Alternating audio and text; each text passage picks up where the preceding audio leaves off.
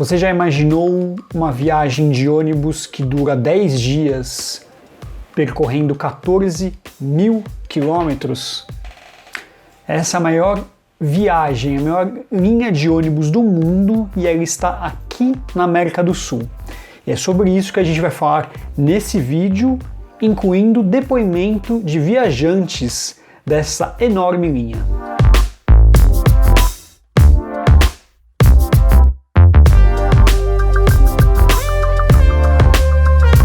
E aí pessoal, tudo bem? Esse aqui é o canal do Viatrólogos, um canal especializado em mobilidade, e a gente fala nesse vídeo da maior linha de ônibus do mundo que está na América do Sul e que liga o Rio de Janeiro e São Paulo até Bogotá, na Colômbia. São ao todo 14 mil quilômetros percorridos em 10 dias, cortando mais de 150 cidades e 4 países, sendo o Brasil, Peru, a Colômbia e o Equador. Na verdade, o Equador vem na frente da Colômbia nesse roteiro. O serviço é oferecido pela Expresso Internacional Ormeno SA, a operadora aí que conta com, na sua lista de operações, apenas trajetos de longas distâncias, geralmente aí interligando países aqui da América do Sul. A grande linha de ônibus entre o Rio de Janeiro e a Colômbia é usado por uma média de 3.600 passageiros por ano. A maior parte desses usuários são brasileiros que se deslocam entre o nosso país, geralmente até o Peru, principalmente na localidade de Machu Picchu, um destino turístico super procurado aí mundialmente, e também até a Colômbia. A cidade de São Paulo, no terminal rodoviário do Tietê, é onde há o maior embarque de passageiros. E depois a linha segue passando por cidades importantes como Cuiabá, Porto Velho, Rio Branco, e então cruza a fronteira chegando ao Peru, mas precisamente em Inhapari, a localidade aí na divisa entre o Brasil e o Peru. Por dia são 2 paradas para a alimentação dos passageiros e também higiene, afinal isso é importante, né? Só que essas paradas, essas refeições e esse procedimento de higiene, banho, sendo mais específico, não estão inclusos no valor da passagem. E um dos pontos altos que a gente destaca nessa viagem, ponto alto literalmente, é a Cordilheira dos Andes. A estrada é uma das mais fascinantes e tidas como uma das rodovias pavimentadas mais altas do mundo. É cheia de curvas e muitas subidas que faz o veículo alcançar a altitude de 4.725 metros de altura.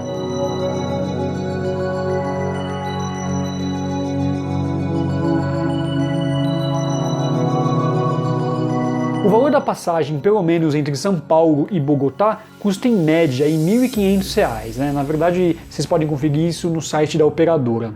E o valor entre R$ 630 e R$ 750 é o valor entre São Paulo e Cusco. Cusco é a cidade mais próxima aí de Machu Picchu, a vila tão famosa, a localidade tão famosa aí pelos viajantes da América do Sul. E mais ou menos aí R$ 1.000 entre São Paulo e Lima, que é a capital do Peru.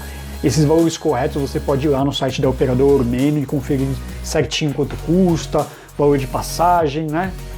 É só chegar lá no site e conferir. Bom, e para a gente enriquecer esse conteúdo, a gente vai conversar com duas pessoas que percorreram, que andaram por essa longa linha de ônibus. Eles fizeram um trajeto mais usado, que é entre São Paulo e Cusco, e eles contam para nós como foi essa longa viagem de ônibus. Bom, de nada adiantaria a gente trazer dados sobre essa grande linha de ônibus se a gente não trouxesse aqui no vídeo, aqui no Viatrólogos, o depoimento de 2 pessoas que já utilizaram, já viajaram nessa linha de ônibus e vão contar pra gente aí como foi a experiência nessa viagem. Eu tô com o Marcelo Roia e com a Sabrina Mota. Tudo bem, pessoal? Olá. Tudo bem. Bom, obrigado pela participação aqui no Viatrólogos. Para quem não sabe, o Marcelo Roia é um amigo pessoal meu, muito querido de muitos anos. Já utilizou essa linha, eu fui levá-lo lá na rodoviária do Tietê com a Sabrina. E é isso, a gente vai bater um papo com eles. Eu tenho algumas perguntas para fazer e eles vão responder como forma de dar o depoimento sobre essa linha. Tudo certo? Tudo certo, pode ir. Tá bom. Bom, acho que a pergunta mais clichê. Quantas horas de viagem e qual foi o roteiro exatamente que vocês utilizaram nessa linha de ônibus? Tá. Bom, tudo bem, gente?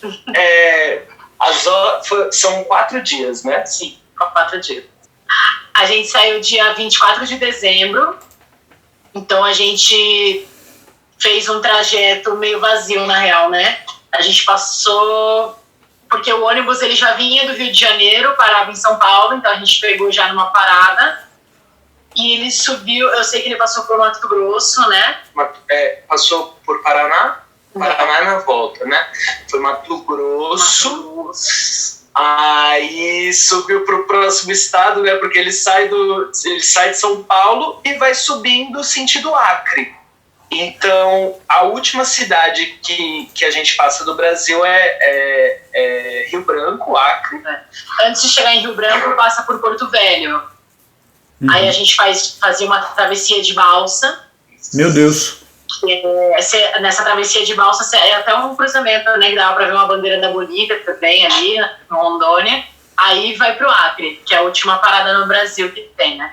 Aí depois você passa por Puerto Maldonado. Puerto Maldonado, que é divisa. Puerto Maldonado, e aí daí você começa a subir aquela estrada incrível, né? É muito tempo, acho que umas 20 horas nessa estrada, né? Quando você sai do Acre, você ainda tem 20 horas até chegar em Cusco.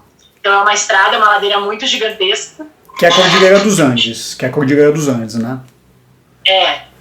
A gente viu pouco, né, a Cordilheira, porque a gente pegou essa estrada de noite. E era bem assim, uma estrada com 2 vias, né? Tipo, uma ida e uma volta, cheia de curvas, então o ônibus, muitas vezes, para pegar a curva, ele tinha que entrar na pista do outro, né? Meu Deus. Da contramão, assim. Então era uma estrada bem intensa, assim. Todo mundo ficou acordado, né? Era madrugada, sim, mas estava o ônibus todo acordado. Aí você não vê nada, porque é muita neblina, né? Uhum. Então, pouco se via da cordilheira mesmo. Só você começa a sentir o ar modificando. Então você tá respirando normal aqui, aí você começa a subir as montanhas, aí a forma de respirar é diferente. Você tem que puxar mais ar. É por isso também que lá eles mascam muita coca, né? Folha de coca. Porque dá mais energia também para trabalhar, para subir as montanhas e tudo mais. E é ótimo também para a melhoria da respiração. Que legal. E me conta, como que era a instalação dos ônibus? Digo, assento, sanitários, como é que foi essa experiência? Bom, olha, a condição do ônibus porque tem o leito e o semileito, né? Que é o que a gente foi porque era mais barato. Uhum. R$50 de diferença. Era R$50 de diferença. Do leito para o semileito. Isso. Essa condição, ela depois de um dia, você já começa a sentir um pouquinho a coluna, já não sente muito... Vai começando a sentir umas dorzinhas no corpo. Uhum. Porque é um ônibus que acho que ele vai ser bom para uma viagem dentro do estado, por exemplo. Uhum. Mas essa condição do semileito é um pouco incômoda para 4 dias de viagem, por exemplo. Uhum. A gente a gente ficou no semileito, né? E aí a parte de baixo eram os leitos. Então tinha um cara que ele tava no leito, mas ele falou que o leito estava muito frio, estava muito gelado, e ele pedia para baixar o ar-condicionado, o motorista não baixava. Aí ele subiu e perguntou quem queria trocar com ele.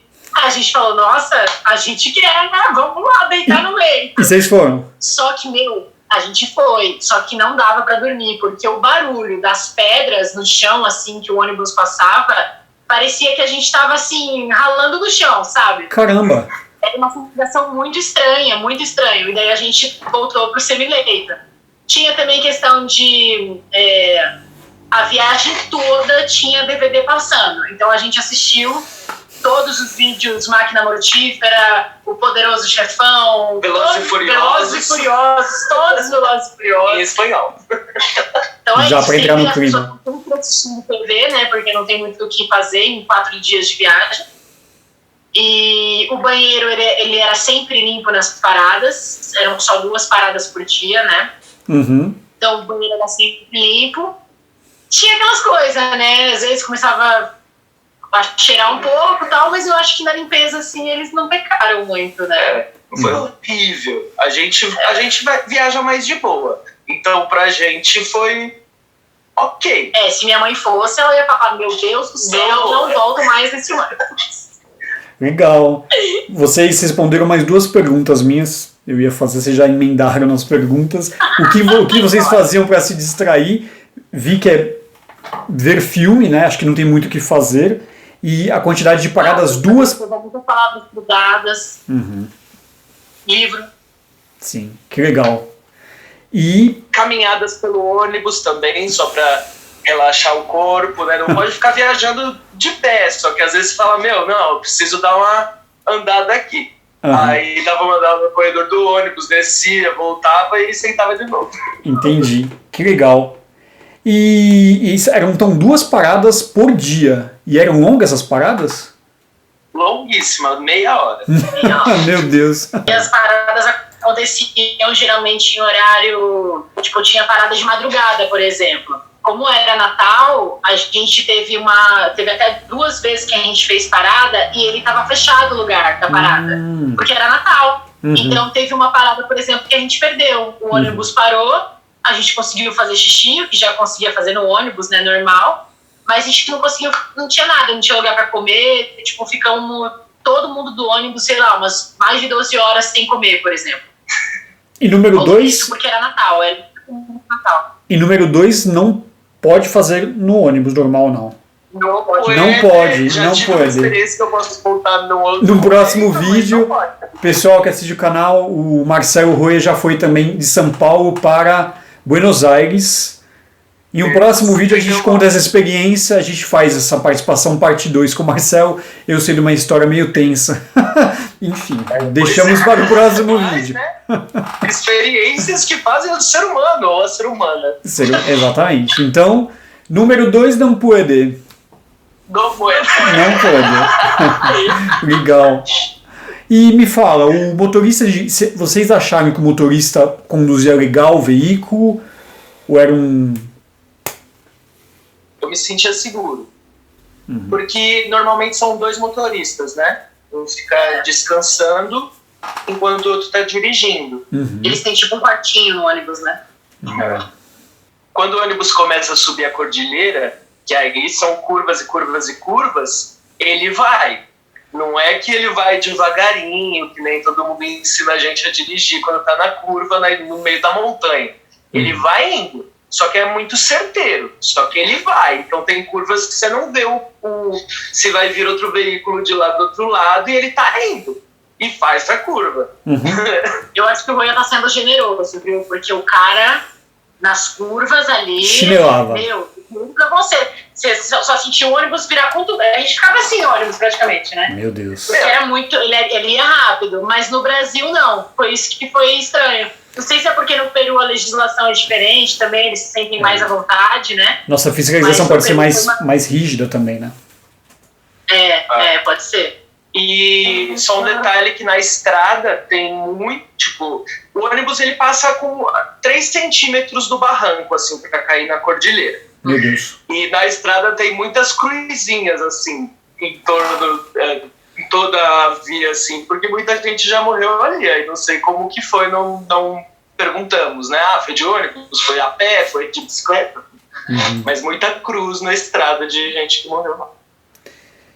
Se vocês lembrarem dessa viagem, qual paisagem que marcou, assim? Você lembra, olhando na janela e vê uma paisagem X. A primeira que vem à cabeça? A primeira que vem na minha cabeça é uma em Mato Grosso, assim, que eu lembro que era verão, tava muito, muito calor, e assim, parecia que a gente tava passando no sertão, assim. E aí eu lembro só de um lago, assim, com cheio de areia, areia, areia, parecendo um deserto, e um lago com umas folhinhas nascendo assim dentro do lago. Era uma paisagem muito comum essa, porque era muito calor. O ar-condicionado era bom? Oi? O ar-condicionado era bom? Desculpa te cortar. Então, mais ou menos, no momento da viagem ele começou a parar de funcionar. Então ele tinha um banco, por exemplo, que ficava inutilizado, porque o ar-condicionado ficava vazando no banco. Tá. Você lembra? Importante. Desculpa, Rui, eu te cortei. Não, suave. Que é isso, né? A gente viajou pra lá em 2015. De 2014 para 15. 2014 para 15, né? Então a memória afetiva de algumas coisas se perdem e outras ficam muito fortes. Para mim, esse momento foi quando a gente já estava subindo as cordilheiras e estava muita neblina, mas era de dia. E foi uma parada que a gente fez. Então a gente parou, era pequenos comércios assim na estrada mesmo, montanha de um lado, montanha do outro, e a neblina caindo nesse meio, então só via metade das montanhas que estavam próximas. E ali naquela parada a gente comeu um macarrão com Inca Kola, que é a Coca-Cola do Peru, Bolívia e tal, que ela é amarelíssima. É um horror. Forte, assim. É um horror essa Inca Kola. Parece uma tubaína, um pouquinho diferente. Eu já tomei no Chile, já. É bem ruim. Eu gostei. E aí eu tenho muito forte essa, quando fala viagem no Peru, o trajeto de ônibus. Peguei essa imagem assim, com essa neblina, montanhas e comércio. A gente tem uma foto desse. Legal. Pessoal, obrigado pela participação. O Marcelo Rohr e a Sabrina Mota, eles são artistas de rua. Eles fazem parte do bando Goliards. Eu vou deixar aí na descrição desse vídeo o link do site deles, as redes sociais, a vaquinha online, para vocês darem uma força para esse pessoal. Já estive nos espetáculos deles nas suas, é sensacional. Aqui a gente fala sobre mobilidade e os caras estão nas ruas, nas praças, então vale a pena conferir o trabalho deles. Pessoal, obrigado. Vocês têm mais alguma coisa que gostariam de falar? Eu queria agradecer, foi muito legal. Um grande amigo, tem um trabalho maravilhoso com os transportes. Toda uma pesquisa, tudo bonito, loirinho, Tans. Te amo. É muito legal isso que ele comentou sobre o nosso trabalho, assim, não vou me estender muito nisso, mas é isso, somos artistas de rua e não podemos ir pra rua agora. Então a gente está aí fazendo uma força-tarefa nas mídias, né, produzindo materiais, divulgando outras coisas e fazendo a vaquinha também. Quem puder contribuir vai ser muito bacana. E muito obrigado aí. Muito obrigada pelo convite. Muito obrigada. Obrigado, pessoal. Não, um dia a gente precisa conversar sobre a viagem do Uruguai que a gente fez de carro. Legal. Daria mas tem um transporte público, né? Sim, mas no site a gente aborda o tema de rodovia também. A gente tem uma seção só para rodovia, então ia ser sim um tema legal para a gente falar no próximo vídeo. E tem também o retorno do Peru, que foi todo picotado. A gente foi pelo Brasil e foi pro Peru e depois desceu para Bolívia e entrou pro Brasil de novo. Isso foram muitos ônibus. Muitos ônibus. Dá pra dar uma boa ideia. Tá. Obrigado, pessoal. Obrigado, Lobo. Legal, né, pessoal? Que relato interessante, né? Essa grande viagem de ônibus. Quem tiver coragem, é só fazer as malas, esperar essa pandemia passar e pegar o ônibus. E é isso, pessoal. Queria ouvir a opinião de vocês, o que vocês acharam sobre esse relato do Marcelo e da Sabrina. E o que vocês pensam sobre essa longa viagem, se já viajaram, já pegaram um ônibus com uma distância tão longa. A página de comentários está à disposição. E se você gostou desse tema, deixe o joinha. Lembrar que quem não se inscreveu no canal, se inscreva através desse atalho que está aqui ao lado. E ativar o sininho, ativar a notificação para receber recados, para receber alertas todas as vezes que a gente produzir o conteúdo aqui no Viatrólogos. E olha que nessa quarentena a gente tem produzido muitos. É isso, eu vou ficando por aqui. A gente se encontra no próximo vídeo. Um abraço.